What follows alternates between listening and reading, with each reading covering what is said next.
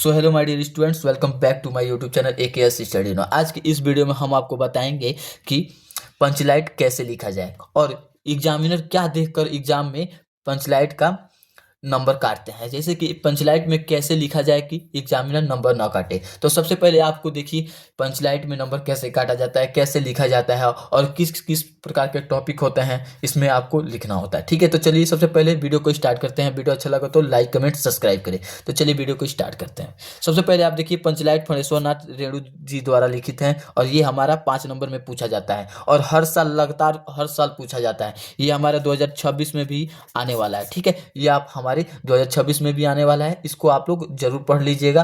तो देखिए सबसे पहले इसको कैसे लिखना है इसको देखेंगे। सो स्टूडेंट्स, सबसे पहले आप लोग देखिए एक डिस्प्ले पर आपको एक इमेज दिख रहा होगा, जो वीडियो दिख रहा होगा उसमें आप लोग देख सकते हैं कैसे एग्जामिनर नंबर काटते हैं, सब देख सकते हैं। दूसरा लड़का देखो कैसे लिखा होता प्रश्नोत्तर संख्या 6। देखो यहाँ यही सेम क्वेश्चन है। पंचलाइट फणीश्वर नाथ रेणु कहानी का सारांश। ये पंचलाइट जिसके लेखक फणीश्वर नाथ रेणु है उसकी कहानी का सारांश। ये देखो पहले ऊपर हेडिंग डाल दिया। अब एग्जामिनर को जहां कहीं भी पढ़ना हो पढ़ो। अब उसने हेडिंग डाली था पेट्रोमैक्स पंचलाइट को जलाने की समस्या। देख रहे हो ना, टोली द्वारा दी गई सजा भुगत रहे गोधन की खोज, गोधन द्वारा पंचलाइट जलाना, पंचों द्वारा गोधन को माफ करना। अब बताइए यहाँ कुछ लिखा है आपने? तो पूरी एकदम बिल्कुल यानी कि घर की चिट्ठी जैसा लिख दिया। तो घर की चिट्ठी जब लिखना है तो फिर भाई पाठक की जरूरत नहीं है, तब तो जो मन है अपनी मर्जी अपना फैशन चलाओ। लेकिन हम तो अच्छी सलाह देंगे ना। तो सलाह यह है कि इस प्रकार का प्रस्तुतिकरण अगर आपने किया है तो आपको पूरा नंबर मिलेगा। यहाँ पर लिखा है इन्होंने पढ़ लो, हमने पढ़ लिया है, चूंकि घर की कापी है तो चेक किया है, लेकिन इनको 2 ही नंबर दिया गया क्योंकि 2 ही नंबर इनको बोर्ड परीक्षा में भी मिलेगा। ये बता दे रहे हैं। और अगर इस पैटर्न लिखते हो तो 5 में 5 नंबर मिलेगा। पूरा हेडिंग बाकायदा डाल करके तुम्हारे सामने है। तो देखिए अब पेंचलाइट कैसे लिखा जाएगा इसको हम लोग देखेंगे। ठीक है, आप लोग देख लीजिएगा पंच कैसे एग्जामिनर नंबर काटते हैं, क्या क्या देखकर उसमें एग्जामिनर नंबर काटते हैं। तो सबसे पहले देखिए पंचलाइट हम लोग देखेंगे। पंचलाइट की सबसे पहले आपको क्या करना है, पंचलाइट की कहानी लिखना है। ऐसे ही आपको टॉपिक डालना है, ठीक है, जिसमें पंचलाइट की कहानी आपको हेडिंग डालकर उसके बाद से लिखना है। महतो टोली के पंचों ने, जैसे महतो टोली है, कोई गांव है जिसमें महतो टोली है, ठीक है, टोली टोली बनाकर रहते हैं वहाँ के लोग। और देखिए पिछले 15 महीने से जो जुर्माने का पैसा जमा पैसों से रामनवमी के मेले में इस बार पेट्रोमैक्स खरीदा है। ठीक है, जैसे एक टोली के पंचों ने पिछले 15 महीनों से जमा पैसों से, जुर्माने के जमा पैसों से रामनवमी के मेले में इस बार पेट्रोमैक्स खरीदा। ठीक है, इस बार पेट्रोमैक्स खरीदा। ठीक है, इस पेट्रोमैक्स को गांव वाले पंचलाइट करते हैं। जैसे कि वो उस पेट्रोमैक्स को गांव वाले पंचलाइट करते हैं। ठीक है, उस गांव के लोग पेट्रोमैक्स को पंचलाइट कहते थे। ठीक है, पेट्रोमैक्स खरीदने के बाद बचे 10 रुपये से पूजा की सामग्री खरीदे। जैसे कि जो पेट्रोमैक्स खरीदा गया था उससे 10 रुपये, उसके बाद 10 रुपया बचा था जिससे पूजा की सामग्री खरीदी गई। पंचलाइट को जलाने के लिए मोहल्ले के सभी लोग इकट्ठा हो गए। जैसे कोई भी शुभ काम करने से पहले पूजा की काम होता है, इसलिए पंचलाइट देखने के लिए मोहल्ले के सभी लोग इकट्ठा हो गए और सरदार ने अपनी पत्नी को आदेश दिया जाके पूजा पाठ की तैयारी कीजिए। ठीक है, तो कोई भी शुभ काम करने से पहले पूजा पाठ करना चाहिए, आप लोग को पता ही होगा। इसलिए सरदार ने अपनी पत्नी से बोला कि जाके पूजा पाठ की तैयारी करें। ठीक है, तो देखिए अब हमारा पंचलाइट की कहानी आपको लिखना है और उसके बाद से आपको लिख देना है, उसके बाद उसमें ये सब लिख देना है। ठीक है, उसके बाद से आप लोग देखिए। अब देखिए आप लोग को लिखना है जलाने की समस्या। ये हमारा दूसरा हेडिंग है, जलाने की समस्या। आप लोग को ऐसे ही आपको एकदम सेम टू सेम ऐसे ही आपको एग्जाम में लिखना होगा, जिससे आपको एग्जामिनर 5 में 5 नंबर देगा, एक भी नंबर नहीं काटेगा। ठीक है, तो देखिए सबसे पहले लिखेंगे महतो टोली के लोग पंचलाइट को आने से अत्यधिक उत्साह में थे। जैसे कि महतो टोली के जितने भी लोग थे अत्यधिक उत्साह में थे क्योंकि उनके गांव में पहली बार पंचलाइट आया था। ठीक है, उनके जो टोली में पहली बार पंचलाइट आया था। परंतु बड़ी समस्या यह आ गया कि पंचलाइट को जलाएगा कौन। परंतु सबसे बड़ी समस्या यह था कि पंचलाइट को जलाएगा कौन, क्योंकि कोई भी उस टोली में पंचलाइट को जलाना जानता नहीं था। ठीक है, क्योंकि उसमें कोई भी टोली में पंचलाइट जलाना जानता नहीं था। किसी के घर में अभी तक कोई दीपक या ढिबरी भी नहीं जलाई गई थी, क्योंकि वो सभी लोग रोशनी के मतलब जो पंचलाइट के रोशनी में ही फैला देखना चाहते थे। ठीक है, जो जितने भी गांव के लोग थे उनके घर में अभी तक कोई दीपक भी नहीं जलाया गया था, क्योंकि वो पंचलाइट के रोशनी को ही फैला देखना चाहते थे। ठीक है, तो चलिए देखिए आगे।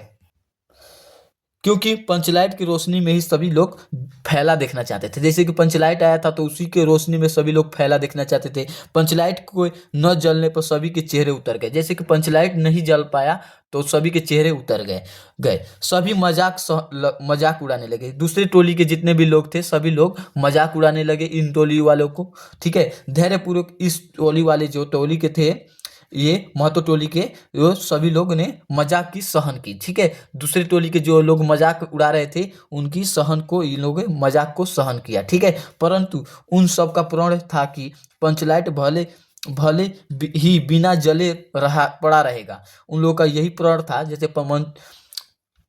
महतो टोली के लोगों का यह प्रण था कि भले ही पंचलाइट बिना जले रहेगा, बिना जले ही रहेगा, परंतु दूसरी टोली की मदद नहीं ली जाएगी, ठीक है, उन लोग का ये प्रण था कि दूसरी टोली की मदद नहीं ली जाएगी। ठीक है, तो देखिए यहाँ तक आप लोग का दूसरा टॉपिक हो गया। अब देखिए तीसरा टॉपिक आप लोग को क्या लिखना है, जलाने के लिए गोधन की खोज। ठीक है, आप लोग को ऐसे ही टॉपिक डालना है, जलाने के लिए गोधन की खोज, आपको ऐसे टॉपिक डाल दीजिए। देखिए जलाने के लिए गोधन की खोज आपको हेडिंग डालना है। उसके बाद से लिखना है मुनरी जो कि गुलरी काकी की बेटी थी। ठीक है, जो मुनरी थी जो गुलरी काकी की बेटी थी और गोधन से प्रेम करती थी। जैसे कि गोधन था उस मुनरी का, जो गुलरी काकी की बेटी मुनरी से प्रेम करता था। उसे पता था कि गोधन पंचलाइट जलाना जानता है। जैसे कि मुनरी को पता था कि गोधन पंचलाइट जलाना जानता है, लेकिन गोधन का हुक्का पानी बंद था क्योंकि गोधन को अपने जैसे कि टोली से निकाल दिया गया था। ठीक है, इसलिए उसको पता था हुक्का पानी बंद था। मुनरी ने अपनी सहेली कनेली से कहा, मुनरी जो थी अपनी सहेली कनेली से कहा, कनेली कनेली चिगो चिन चिन, वो उसने कहा अपनी दोस्त से, कनेली कनेली चिगो चिन चिन, ऐसे ही कहा, चिगो चिन्ह चिन्ह। ठीक है, कनेली समझ गई उसने क्या कहा। ठीक है, वो समझ गई कि मुनरी ने क्या कहा। ठीक है, उसने सरदार तक यह सूचना पहुंचाई, उसने अपनी इस सूचना को सरदार तक पहुंचाई। सभी पंचों ने सोच विचार कर कि गोधन को बुलाया जाए, पंचलाइट जलवाया जाए। जैसे सभी पंचों ने सोच विचार कर गोधन को बुलाए जाने के लिए निर्णय लिया और सभी ने सोच विचार कर कहा कि गोधन को बुलाया जाए और पंचलाइट को जलवाया जाए। ठीक है, तो देखिए ये हमारा जलाने के लिए गोधन की खोज जो हमारा हेडिंग था ये हो गया। अब देखिए नेक्स्ट हेडिंग क्या डालना है। देखिए अब आपको नेक्स्ट हेडिंग डालना है गोधन द्वारा पंचलाइट जलाया जाना। देखिए आप लोग को हेडिंग डालना है गोधन द्वारा पंचलाइट जलाने जाना। ठीक है, सरदार ने अपनी छड़ीदार को भेजा। ठीक है, जब सरदार ने अपनी छड़ीदार को भेजा गोधन नहीं माना, तब मुनरी काकी गई। जैसे कि सरदार ने अपनी छड़ीदार को, अपनी नौकर को भेजा पर गोधन नहीं माना। ठीक, तब जाके गुलरी काकी गई। ठीक है, तब गोधन ने आकर पंचलाइट में तेल भरा, तब जाके गोधन आया वहां पर और अपनी पंचलाइट में तेल भरा और जलाने के लिए स्प्रिट मांगी।